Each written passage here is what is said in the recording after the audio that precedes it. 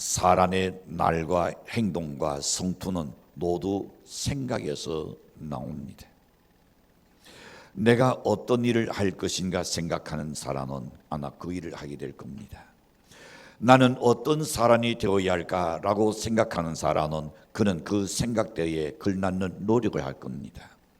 그리고 그는 인난 열었다는 자기의 생각에, 자기의 꿈과 비전에 대해서 사람들에게 말을 할 겁니다. 그리고 그 사람은 자신의 그 생각한 대로 행동하기 때문에 그는 자연적 그대로 될 수밖에 없는 겁니다. 그런 의미에서 오늘은 하나님의 사람이 지녀야 할 그 생각에 관하여 함께 말씀을 나누고 있습니다. 모든 사람은 어떤 상황에 있든 간에, 어떤 형편에 처해 있든 간에 연내 지금 삶의 문제가 되지 않다고 저는 여겨집니다. 오직 예수 그리스도를 만남으로 인하여 여러분의 삶이 엄청나게 변화할 수 있다는 것을 믿으시기를 바랍니다. 하나님은 낮은 자를 높이신다고 말씀하셨습니다. 하나님께서는 천한 자를 다시금 존귀하게 세우신다 그랬습니다. 전능자의 손에 잡히는 그날에 우리의 삶은 놀랍게 변화될 수밖에 없다는 것을 오늘 이 본문은 우리에게 이야기합니다. 이런 사도 바울은 리더의 아들 디모데에게 목회하는 도를 지금 가르쳐 준 내용이 오늘 본문의 내용입니다. 사도 바울은 디모데를 사랑했습니다. 그는 디모데를 향하여 로마서 16장 21절에서는 동역자라고 표현했습니다. 데살로니가서 3장 2절에 가서는 보낸 형제요 하나님의 일꾼이라는 표현을 디모데에게 쓰고 있습니다. 디모데전서 1장 18절과 디모데후서 1장 2절에서는 뭐라고 하냐면 아들이라는 단어를 쓰고 있습니다. 오늘 본문에서는 그런 뭐라고 이야기할까요? 너 하나님의 사람아. 자, 이 말은 지금까지 소개했던 모든 대명사들을 총괄해서 한 것이라고 볼 수 있습니다. 구약 시대에서는 모세를 향하여, 사무엘을 향하여, 엘리야를 향하여 같은 선지자들을 향해서 하신 말씀이 하나님의 사람이라는 단어를 썼습니다. 이 명칭은 사도 바울에 의해서 동역자 디모데에게 주어졌습니다. 하나님의 사람은 넓은 의미에서 하나님께서 택하시고 부르신 모든 성도들을 일컬어서 하나님의 사람이라고 말씀합니다. 일반적으로는 하나님의 특별하신 가호의 대상이기도 합니다. 하나님의 능력의 대리자를 가리키기도 합니다.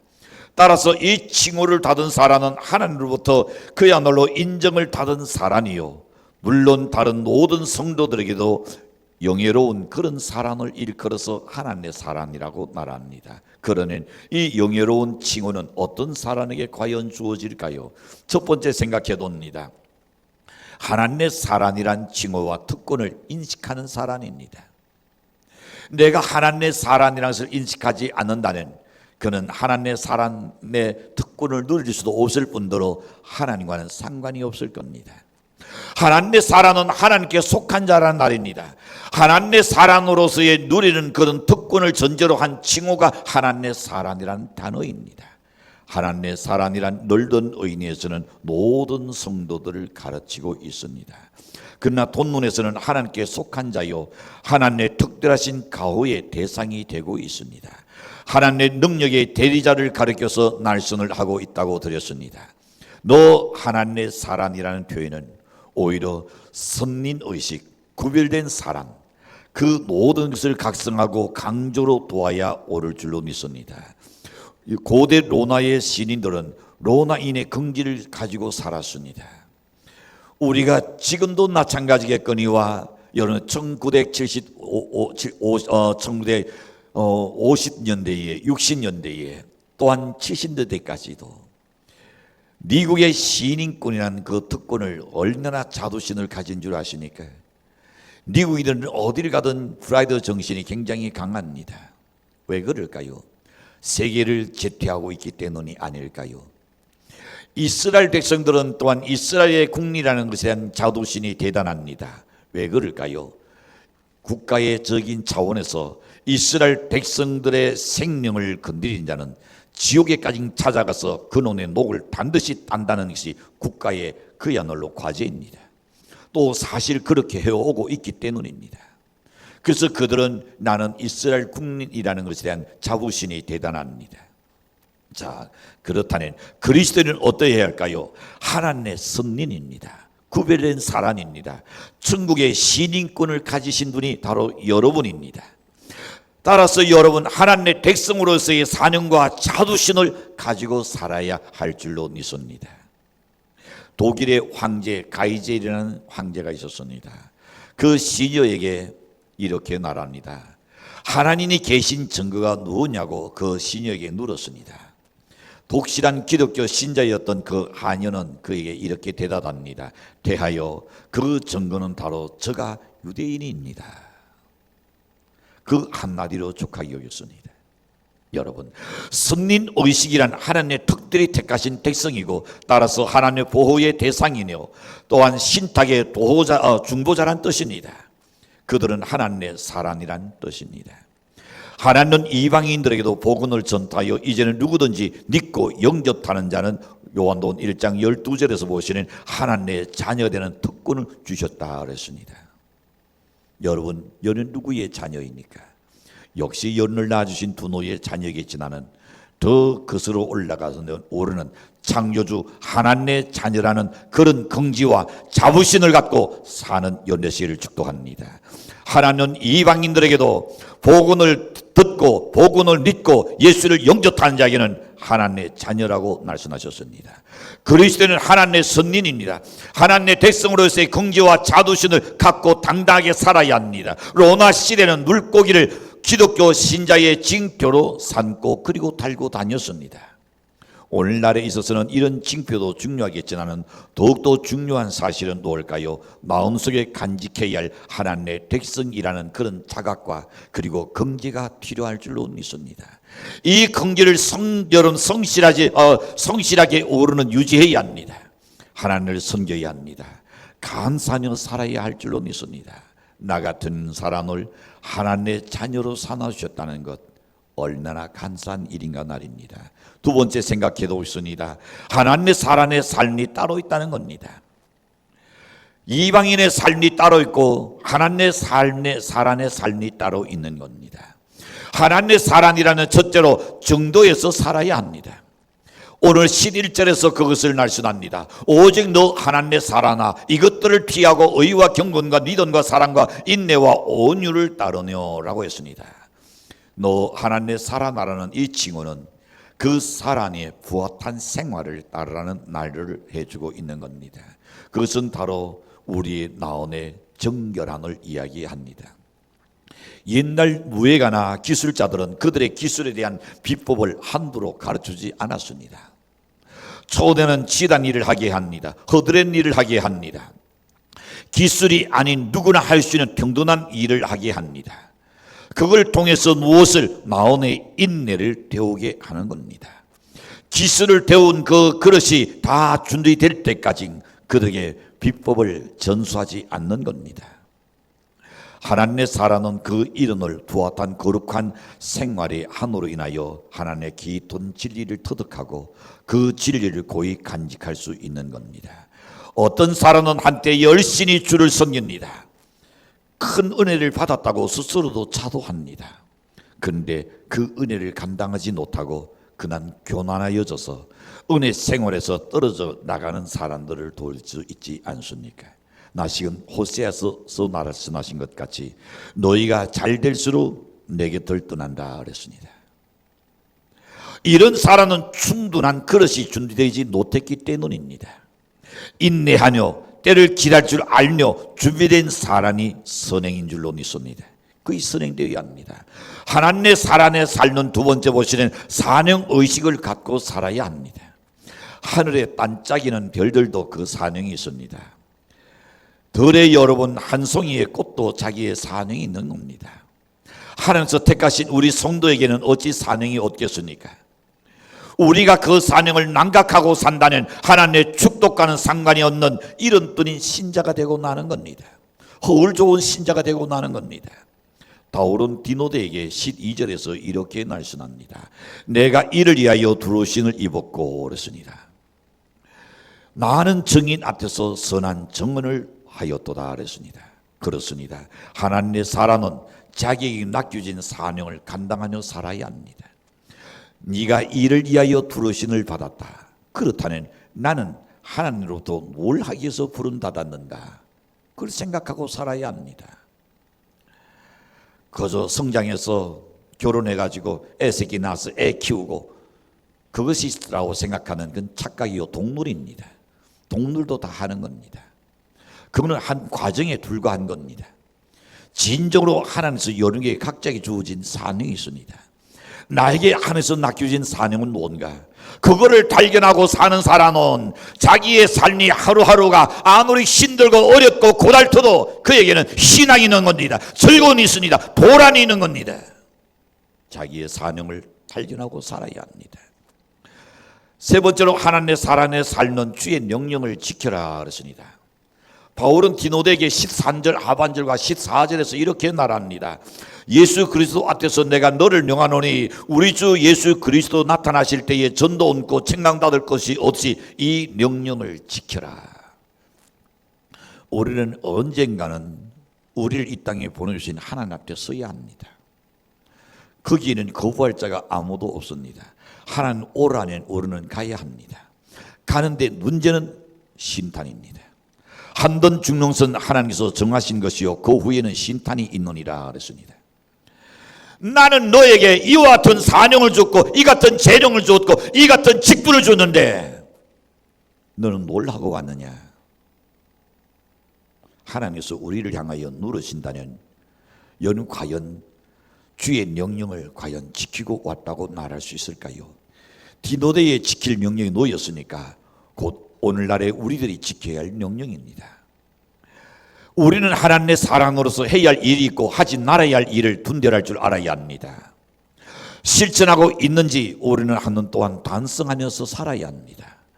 숱한 우리에게 그 얄팍한 수단이나 아는 어떤 방법이나 편도로 살 것이 아닙니다. 하나님의 진리에 순종하며 살아야 합니다. 그것이 더딘 것 같으나 인생의 지름길입니다. 그것이 힘겨운 것 같으나 안전한 길이요 도장된 길입니다. 그러므로 우리 그리스도인은 주의 명령을 지키려 살아야 할 그야말로 여러분 분부를 받았습니다. 우리는 세 번째로 생각해 두고 있습니다. 때로는 피하는 사람이 되라 그랬습니다.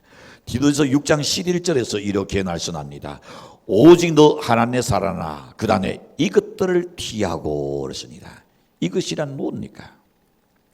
예수님도 백성들을 압도해서 어떤 일이 있었습니까? 예수님께서 많은 기적을 일으키고 수많은 사람들이 운짓하며 예수를 따라다니니 저 정도의 능력 있는 사람이라는 우리 이스라엘 백성들이 지금 로마의 식민지 생활하고 있으니까 여기서 충분히 해당시킬 수 있는 능력이 있다. 그래서 저분을 우리가 왕으로 추대하자. 이 소리가 웅성웅성 하니까 예수님께서 그 자리에서 살짝 피해버렸습니다. 여러분, 왜냐하면 이스라엘의 로마에서 해당시켜서 오신 예수님이 아닙니다. 예수님이 오신 사명은 로마에서 이스라엘 백성을 해당시키는 것이 자기 사명이 아니요 온 인류의 구세주로 오셨기 때문에 그 자리를 피할 수밖에 없었던 겁니다. 성도들은 언제나 천성문을 향하여 앞으로 한 걸음 한 걸음 다른 길에 나아가야 합니다. 때로는 두 걸음 전진을 위해서는 일부 후퇴해야 하는 그런 경우도 없잖아 있을 겁니다. 후퇴는 하되 여러분 결코 여러분 비겁해서는 안 될 겁니다. 내가 힘이 약하기 때문에 후퇴한다. 그거는 아닙니다. 그건 비겁한 일이죠. 앞을 도와야 합니다. 또한 뒤를 돌아봐서는 안 됩니다. 세상 것에 뒤를 두고 돌아보는 자는 마치건 우리가 성경 속에 있는 롯의 아내처럼 속은 기둥으로 천추의 수치를 남길 수밖에 없는 겁니다. 여기서 피하는 정면으로 나서지 않는다는 뜻입니다. 후퇴와 비슷한 그런 의미입니다. 근데 여기에 관하여 느헤미야 6장 11절에서는 이렇게 말합니다. 나 같은 함께 읽게 시작. 내가 이러기를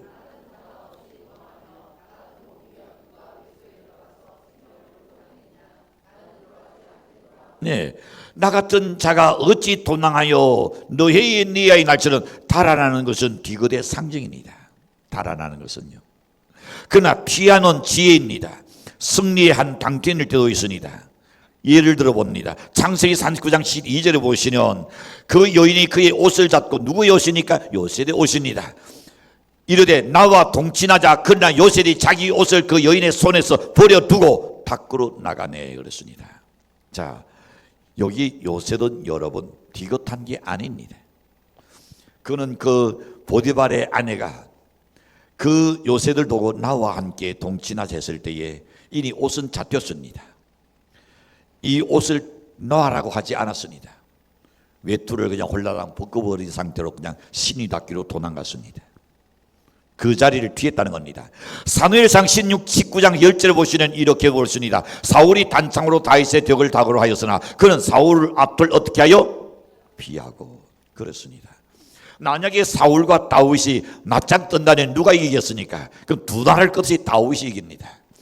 다윗은 전쟁에서 한 번도 실패한 일이 없습니다. 그는 눈맷돌 하나 던졌다니까 골리앗도 한순간 넘어뜨렸습니다. 그러나 나서지 않았습니다. 그는 왕입니다. 자기는 신하입니다. 그리고 자기를 죽이려는 사람 앞에서도 그 앞들 뒤에 들어라 그랬습니다. 여러분, 그러나 오늘 이 본문에 피하는 놀까요? 이것들을 피하라는 이것들은 뭡니까? 거짓 교사들의 위언을 논리하라는 의인입니다. 거짓 교사들은 교난하고 도건 이외에 다른 도원을 가르치고 불의한 탐욕을 그 탐욕에 빠져 있는 사람들이었습니다. 이들은 신앙을 자기의 사리 사욕으로 채우기 위한 한 방편으로 생각하는 사람입니다. 다른 사람의 영혼을 살리기 위해서가 아니라 자기의 육신이 살기 위해서 또는 자신의 성인을 받게 하여 예수 그리스도의 복음을 악용하는 사람들인 겁니다. 이 시대가 지금 점점 그렇게 가고 있는 것이 정말로 참 걱정입니다. 두름 닫아 나서니는 어디든지 가오리다. 아굴골짝 딘더라도 그런 말은 다 옛날이 되어버렸습니다. 교회의 일꾼을 구하려는 제일 먼저가 뭘까요? 얼마를 줍니까? 나를 정식으로 초빙하시지요. 누가 갑이지 누가 어리지를 중간 못하고 똥오줌을 가리지 못해요. 할 날 있고 해서는 안 될 날이 있는데 왜 그럴까요?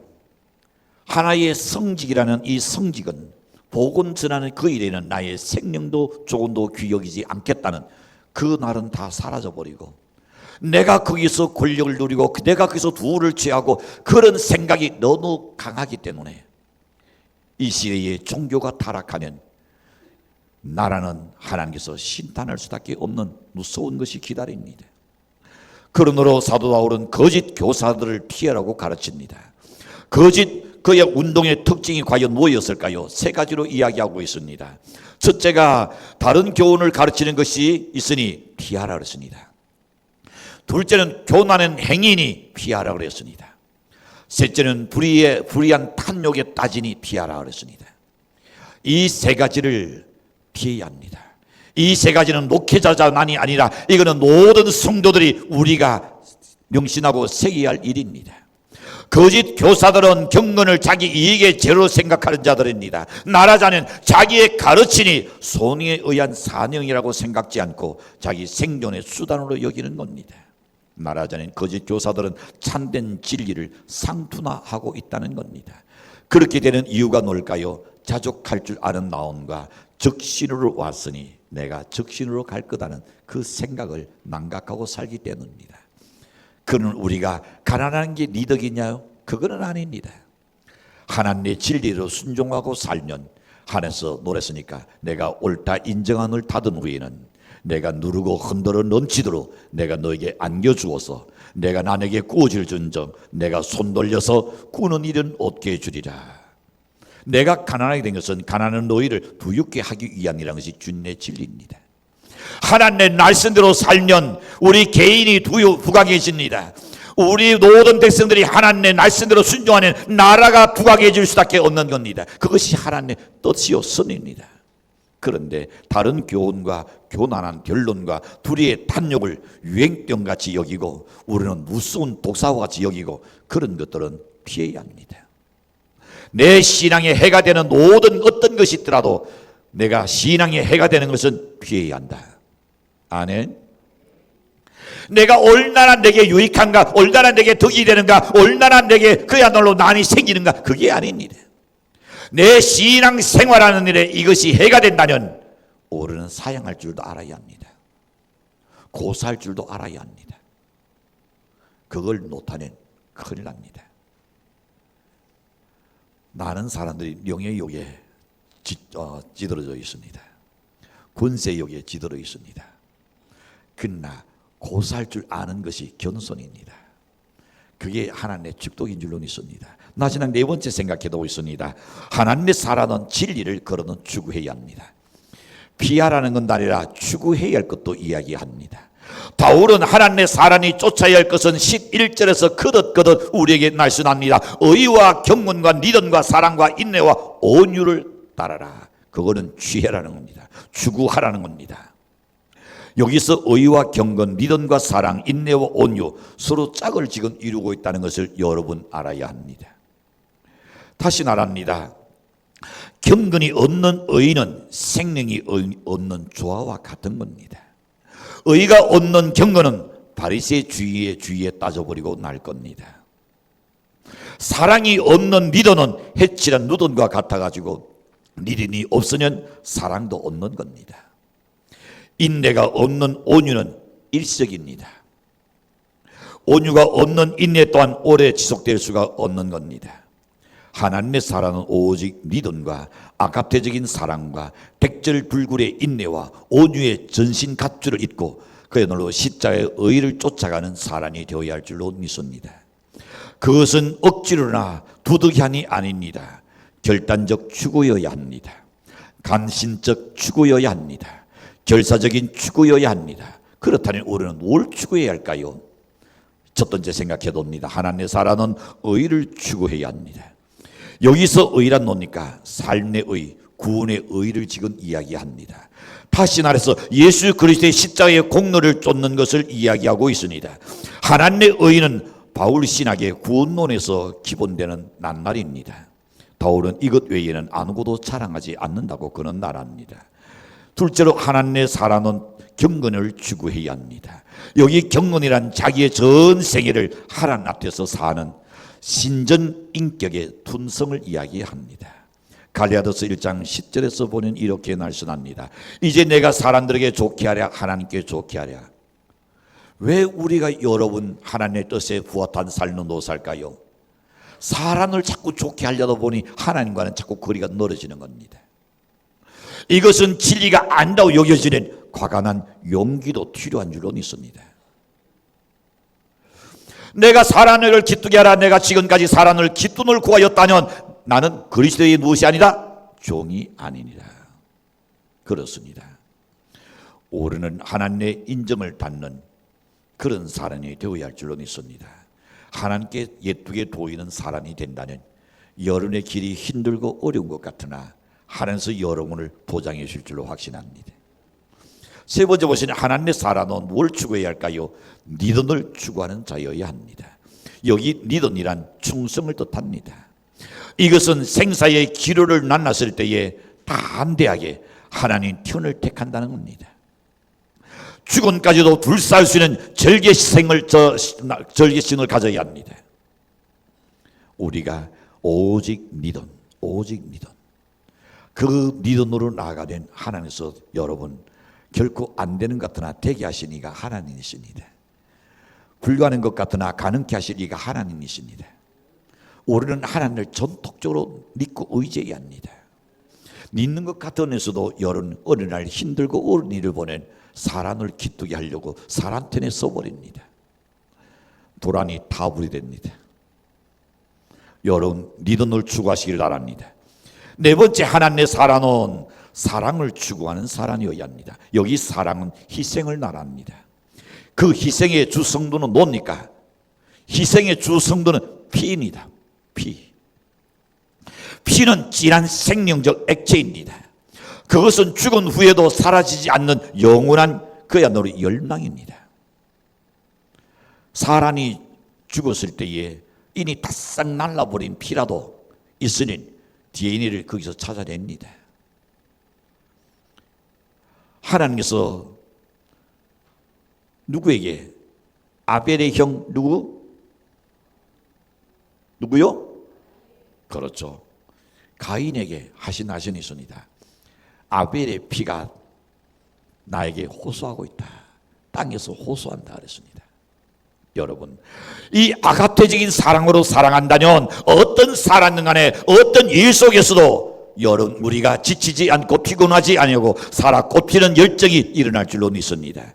다섯 번째 보시는 하나님의 사랑은 인내를 추구하는 겁니다. 여기 인내는 가만히 앉아서 견디는 것을 말하지 않습니다. 좌상적인 태도가 결코 인내가 아닙니다.